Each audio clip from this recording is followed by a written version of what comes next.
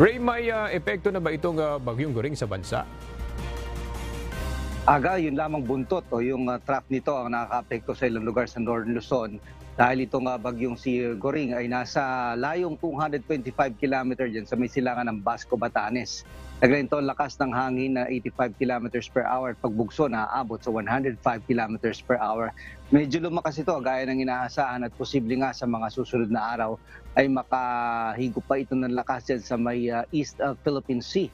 At ayon sa Pag-asa, ang signal number 1 ay nakataas ngayon sa may area ng Batanes, yung eastern portion ng Babuyan Islands at ganun din yung eastern portion ng mainland Cagayan at ng Isabela.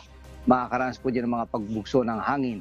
Ang mga pagulan, mararanasan po yan sa buong Northern Luzon at ilang bahagi pa ng Metro Manila dahil naman po ito sa pagkakaroon ng localized thunderstorm at maging yung epekto ng habagat o southwest monsoon. Ayon sa Pag-asa, yung ilang lugar din sa Visayas, yung Bicol area, Mimaropa area ay makakaranas din po dyan ng kalat-kalat na mga pagulan. Ang expected o inaasahan ng Pag-asa dyan sa kay Bagyong Goring ay posible itong maabot yung typhoon category at hindi rin naalis ang possibility na ito yung maging super typhoon sa mga susunod na araw. Tatagal ito ng ilang araw dyan sa may silangan ng Pilipinas dahil yung kanyang pinaka-track ay tinatawag natin na looping track.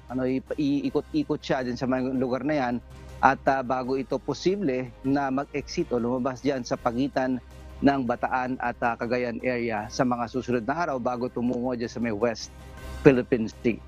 Yan ang latest sa ating panahon. Balik sa aga. Maraming salamat, Ray Pelayo.